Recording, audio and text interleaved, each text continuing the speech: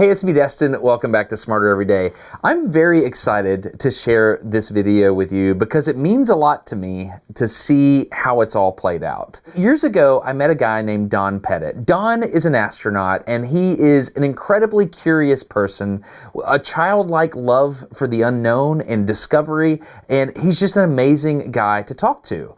Well, Don and I have talked over the years and done some experiments together, and I've learned through the years that he is the mentor astronaut for a guy named Matthew Dominic. Now, the schedules have lined up so that Don Pettit and Matthew Dominic are in space at the same time. And that's special because it's not often that a mentor astronaut will fly with their mentee. So this little overlap in time is a very specific moment that I wanted to capture. And so I wanted to do an interview with them. Now, what's so special about this interview is Don and Matthew are both accomplished photographers, well respected for their ability to take incredible photos from space. And we're going to get to do an interview with them in the cupola. It's awesome. It's like we're in the cupola with them, like we're squished in there, and there's elbow room only. And so you feel like you're up in the cupola, and we get to see what it's like to take photos from space. And on top of that, you got their relationship, and you can tell that they're just so happy to be there. So this is a really special interview, and I hope you enjoy it. I'm really excited that at some moments in there, I was able to talk him into letting the camera float around. That just adds to the weightlessness feel. I just love it. So, all right, let's go to the space station and let's talk to Don Pettit and Matthew Dominic and learn how to take photos from space. Okay, we're about to connect to the space station. We're going to see Matthew and Don. We're going to see what's going on up in the cupola. 10 seconds, stand by for that call.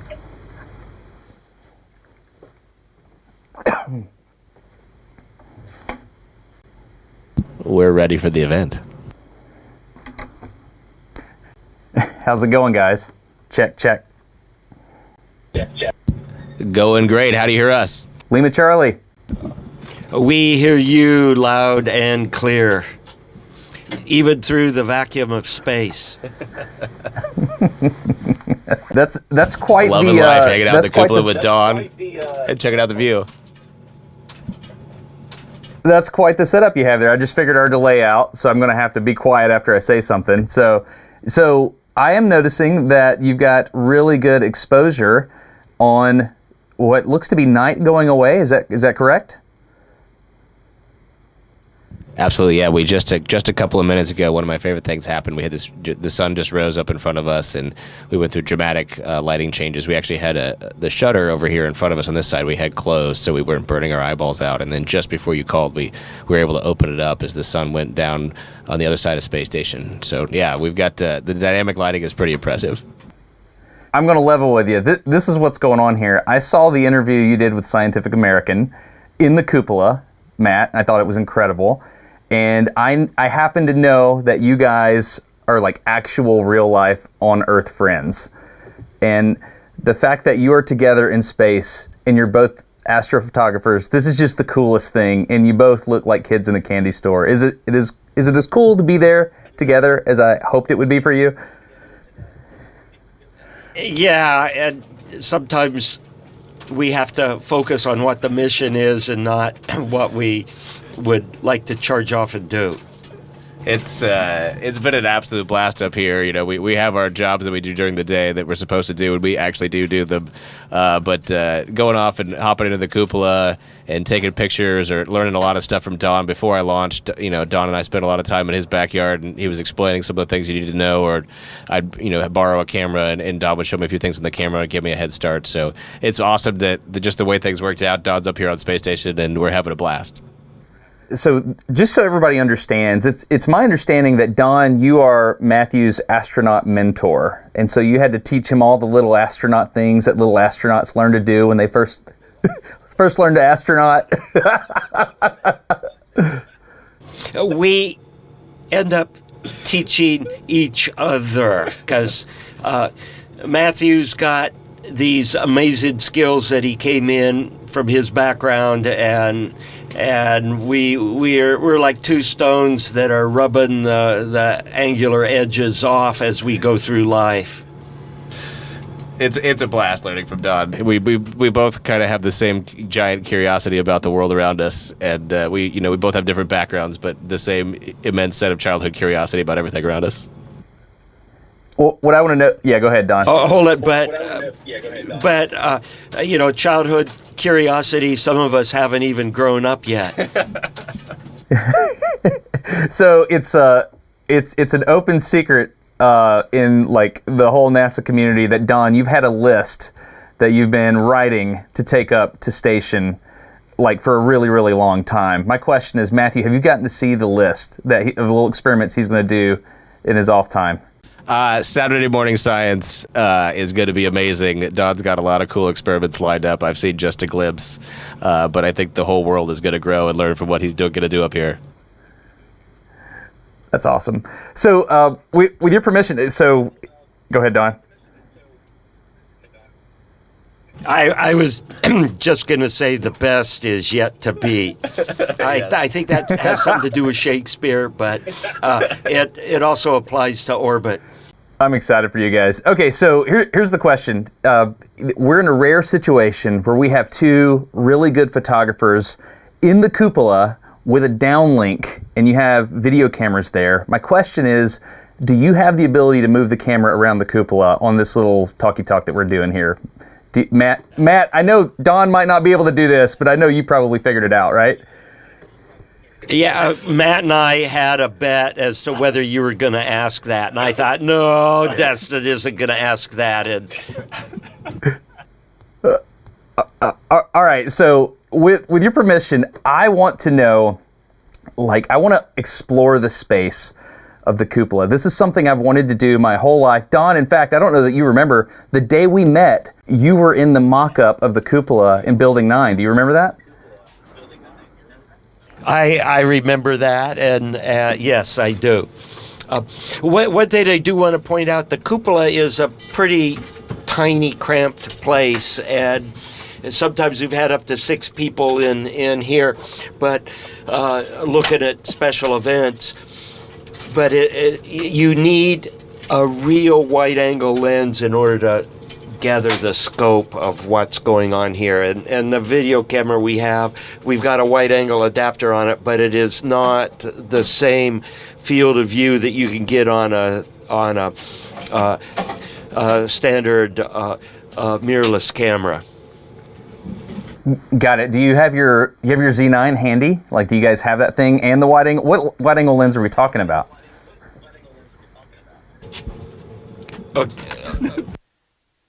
We've got this lens is a zoom lens that we use for daytime imagery, and it's fairly slow. It's like a f4.5, and this is a 24 millimeter f1.4 lens. So we use this a lot for nighttime imagery. Here is one on a mount right here. Oh yeah. And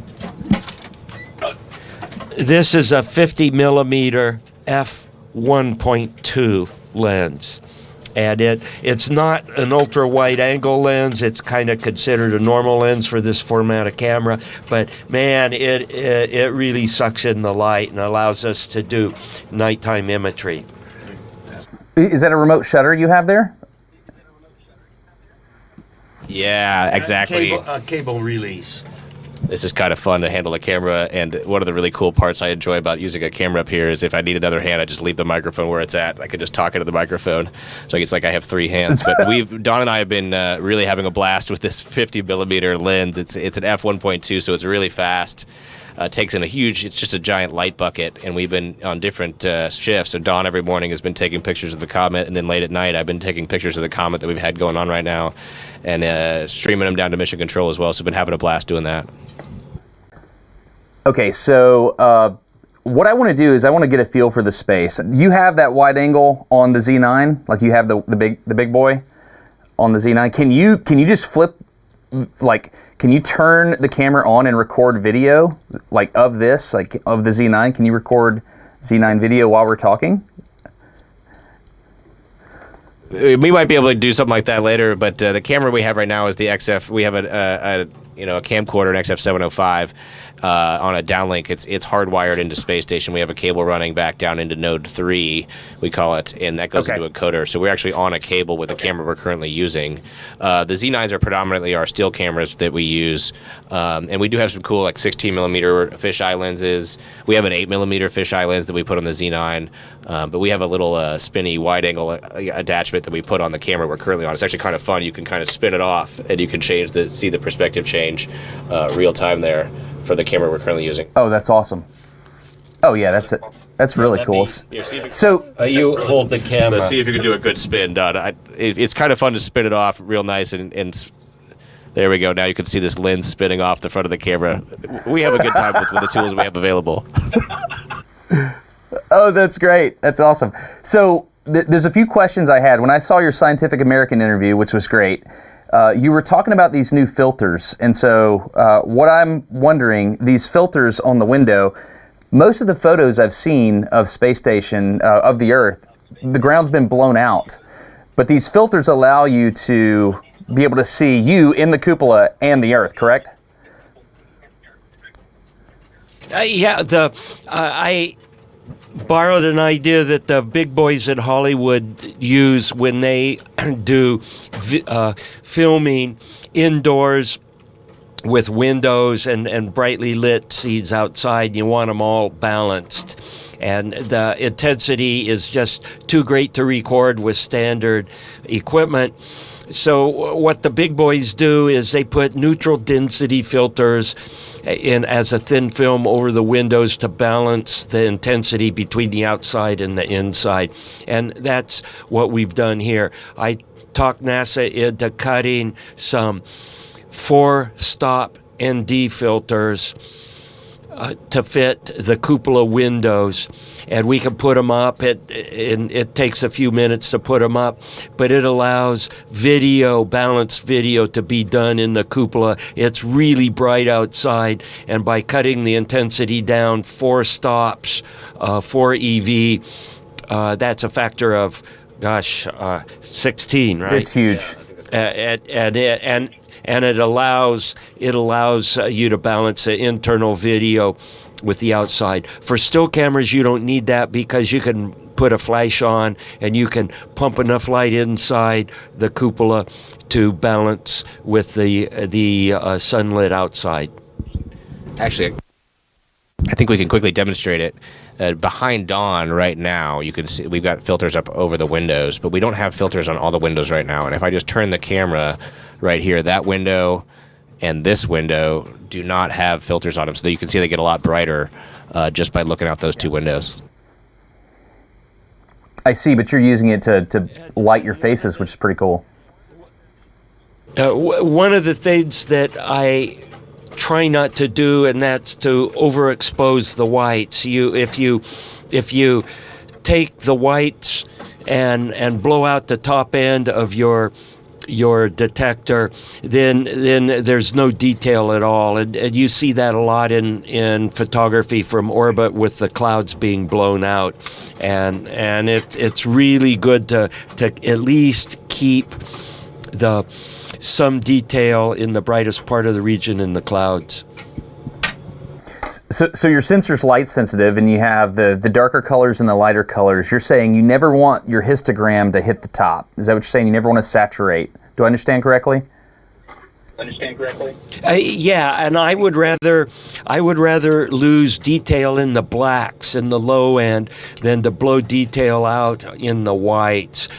If you blow detail out in the whites, it's really noticeable. Your eyes tend to get drawn to the brightest region of an image, and if there's no detail there and it's just snow white, that is not as aesthetically pleasing to me as having some detail in the whites, and then the shadows are faded into oblivion, and we're used to seeing that. So that's how I prefer to balance the exposure across the range of lighting that's there. So here's what I want to understand. I want to know, like, I saw a picture of you, Matt. You were taking a picture of the top of the cupola. It was a little video, and when you shot the Kilimanjaro shot, you were looking out the big round porthole window up top. What I didn't understand is where were your feet and what were you holding? And were you just having to float there like your microphone?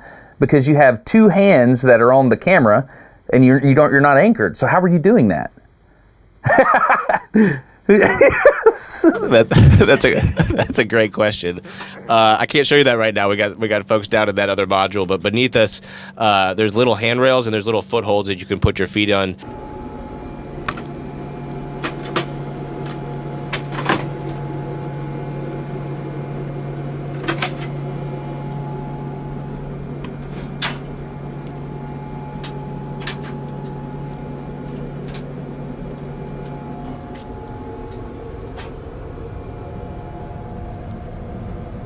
And maybe this is be a little bit more detail, but I actually have one of our Jackson crewmates had ninja socks, and I still have some of them on board. So I have little ninja socks I can grip things with, and that are helpful. But we get to wear socks everywhere we go up here, no shoes, and I'm able to grip things. Or down beneath us, or there's like little crevices in the walls that you kind of put your feet into. And I was thinking about this just the other day as I was floating around. I was grabbing something with my hands, and I've been up here long enough now that my feet just kind of drift off and they just kind of grab things. It's really interesting. I don't think about it anymore. My feet just grab things that they know where they are, and I use that to stabilize by taking pictures.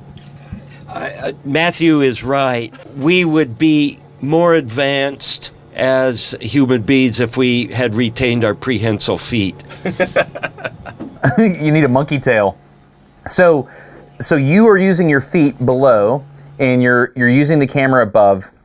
And how do you know how close you're not touching the window? I noticed. So you just have an overall understanding of the length of your body, right? Can one of you grab a camera and the other one film how the other one does it? Can we do it? Can we do that? I'm not sure that you guys are capable of doing that, but if you think you are. Sure. I think we've got the camera stabilized here.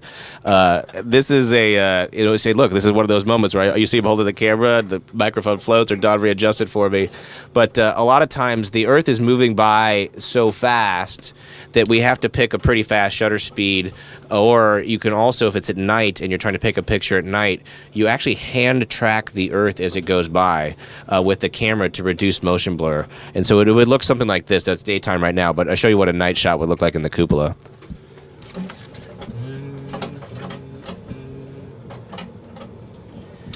And so when you're doing that, you're actually stabilizing on the Earth by looking through the viewfinder. So when you're looking through the viewfinder, you can see the Earth, and you look to keep the center crosshairs of the camera on the same spot of Earth to get rid of the motion blur from the Earth, the Earth rotating and or the fact that we're going 17,500 miles an hour to get rid of that. So like a typical night shot, with this new lens we have, we're shooting about 1/300 or 1/320th of a second. But even that fast shutter speeds, you still see some motion blur on the Earth. So we take some of that out by very steadily tracking the camera on the Earth. So star trails on Earth, Don, when you shoot them, you're going to start to get a little streak at about 4 seconds, right? It depends on your lens. With this 50 millimeter lens, if you have an exposure greater than about 1/4 of a second, you could see notable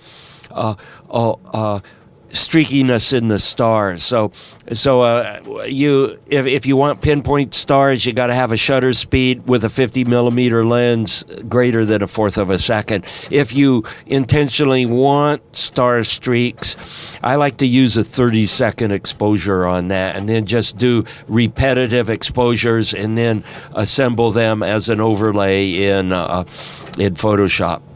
Are we talking about on Earth or on station? Don's talking about on station. A 1/4 second on this lens, you're going to see star streaks, and then at a 1/4 second, because you have the Earth rotation involved, in addition to the space station, you see city streaks. So we really like to shoot cities at night in the 200s or 300s of a second to get rid of orbital motion. But on Earth, right? Depending on the lens, you can probably go. I can't remember. I haven't done it in a while, but 10, 15 seconds on Earth without having to worry about star streaks. So it's a big difference. In fact, when I've shared a lot of pictures over the past couple months, I typically write down, hey, these are the camera camera settings. And one of the most common questions I get is, why are you shooting such a fast shutter speed? And the realization of our orbital speed impacting that, people come to realize it's a lot. Like we shot a hurricane picture at 1/32 thousandths of a second, and it turned out to be a great picture. Your camera has been still too long. Can you just move it somewhere else? It's just, the shot's just, I just need to see some movement. No, the video camera. Can you show me something else? Like, I want to see the cupola. Oh, gotcha. I gotcha. I put it on a mount to give you a sense of what's going on in our world and how tight of spaces we're in. Don and I are packed in the cupola right now, and I'm moving my feet around while I'm talking to you around somebody who's doing bench press beneath me. Like, somebody is on a bench press and they just put their feet out on the bench, and I'm moving my feet around them as they maneuver, doing what we would call weightlifting, but you're pulling against a vacuum. So that's how tight of quarters we're in right now. It's on ARED? Yep. Are we allowed to know who it is, or is again, their private time? Oh, it's okay. Here we go. You could see now how Earth is. The camera's adjusting to Earth, but then look at me. I'm in a shadow. So if I go down like this, now I'm properly exposed because we have it on auto exposure. And then I come up here, and you can see Earth is all washed out. But if you keep yourself within the confines of the neutral density filters we've put up, you can see that the camera's doing a pretty decent job at 4 f-stop reduction of balancing the intensity of the light both inside and out. Let me do this. I know. Is he still there? Yeah, I'm still here. Can you show me the... oh, that's a great shot. That looks awesome. Can you show me how the shutters work? Did we lose you? Yeah, can I see a close-up of the handle? Like that handle? Because one of the first conversations you and I had, Don, was about that handle, and there's a seal there. There you go. Yeah, there's Don's going to go ahead and open the handle of the top shutter, Windows 7 we call it. And there's the crank, and it's just... one of the first things I noticed when I came up here was... this is a mechanical device opening a window or a shutter that just opens up the world to the vacuum of space. And there's just through that little thing, through the seals, the mechanical seals that are in there, straight to the space. And we get to sit. We're lucky enough to get to sit in here and see that shot right there. Don, you're looking good. You do look good, Don. Yeah, that's because I put on a clean shirt for this interview, Destin, just for you. Oh, thanks, Don. Appreciate that. So what am I looking at there? What spacecraft is that? Oh, here. Gotcha. All right, we'll give you the quick tour around the bend here. This is our Cygnus spacecraft. This brings up so much cool cargo for us, and science, and payloads, and food, and in fact, this shirt, ice cream, and the shirt that Don's wearing came up with this spacecraft. We reached out and grabbed that spacecraft with this robotic arm. It flew up, it hovered. The spacecraft was hovering right out here. That's actually the solar panel from Cygnus, and it was hovering right out here. And we reached out with the arm and we grabbed it, and then connected to the space station right there. Don's right up to the space station. That's the Soyuz right there. The Soyuz docked. Our other crew was out there on that other module on the undocked a couple weeks ago, but Don's ride to space station is the Soyuz right there. I'm going to try not to make you sick and flip you around and look at Earth, and then flip straight forward down to the front part of space station. And way out there on the front of space station as we're zipping around Earth is the Dragon. That's Crew 9.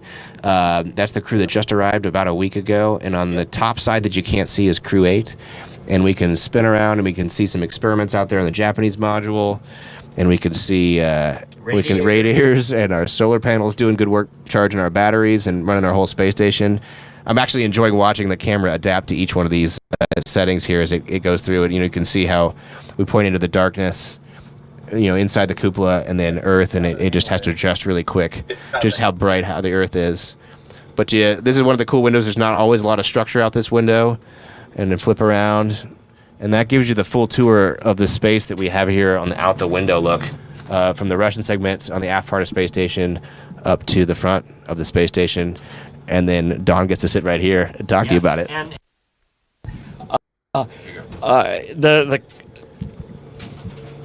the cupola is less than 6 feet in diameter. I could, if I stretch my arms out, I can reach 6 feet, and I can more than reach the whole cross-sectional diameter of the cupola. So it's a pretty tight space.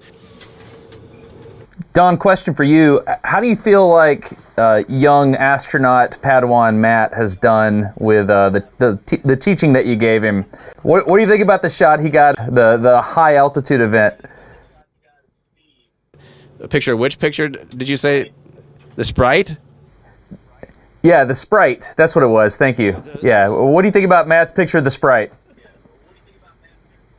Oh man, that was amazing to catch a Sprite on edge, and you could see structure in the Sprite from space. And the structure is commensurate with what people can see from Earth. What I want to do, in terms of Sprite hunting, is to get a nadir view straight down on a Sprite. So both Matthew and I have been shooting nadir with about a 200 millimeter telephoto lens to try to catch a straight down nadir view of a Sprite. And we haven't caught one yet, but we've probably taken 50,000 pictures of the tops of dark clouds. But one of these times we're going to catch a nadir view of a Sprite. It's going to be awesome.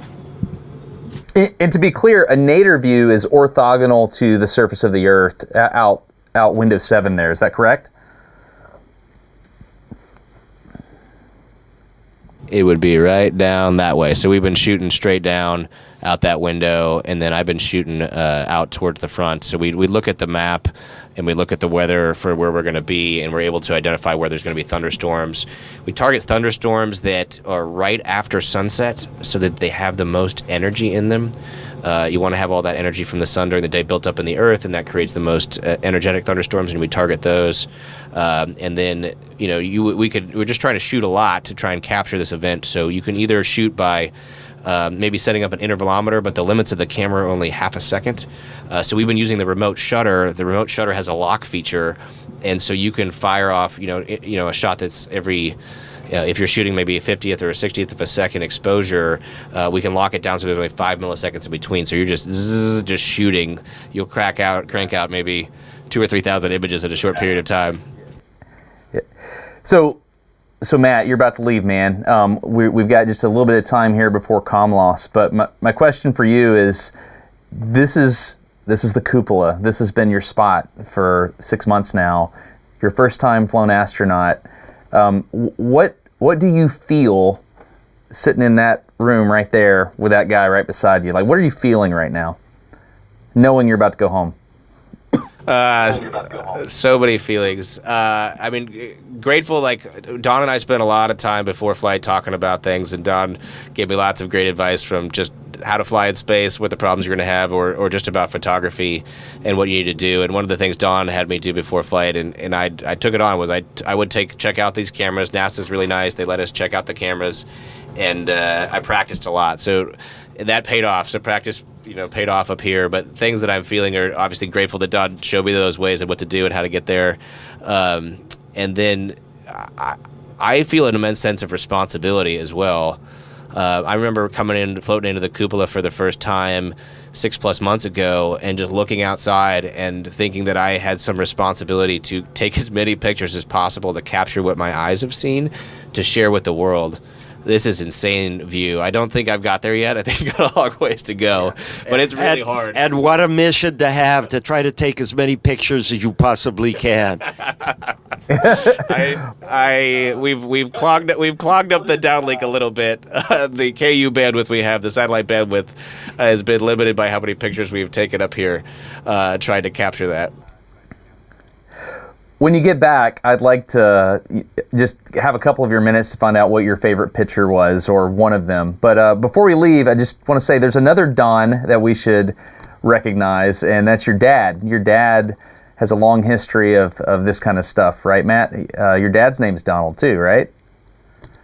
He sent me an email about the new lenses and stuff you got. Yeah.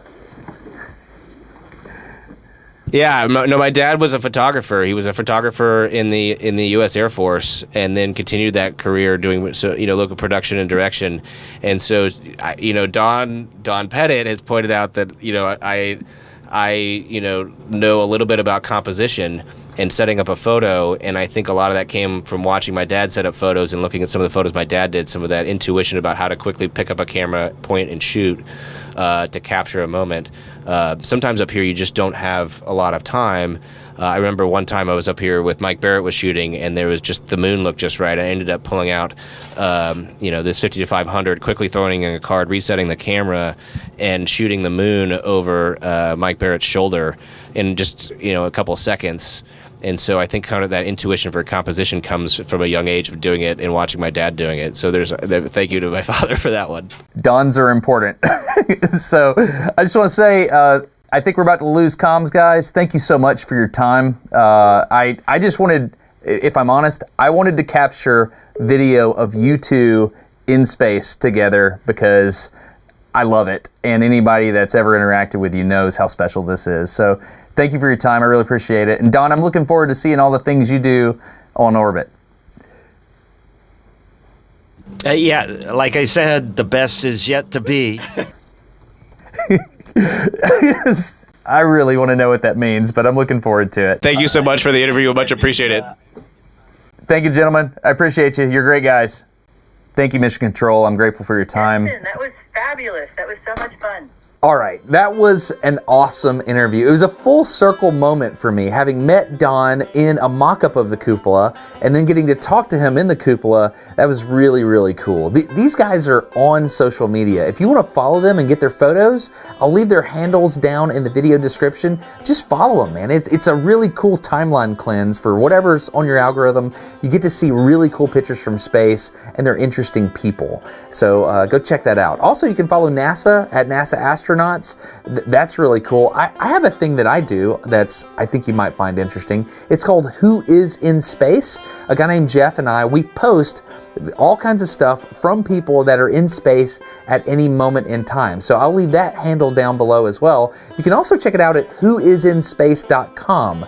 When Don went to the space station, that was a new record for how many people were in orbit around the Earth. 19. That was a big deal. So you could just go to whoisinspace.com and you can see everybody that's in space at any given moment, whether they're Russian or Chinese or European Space Agency, Canada, US, whatever. It's all up there at whoisinspace.com.